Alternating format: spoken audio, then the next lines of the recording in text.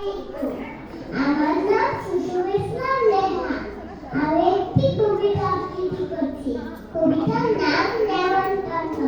লিখেছেন অন্নদা সরকার রায়।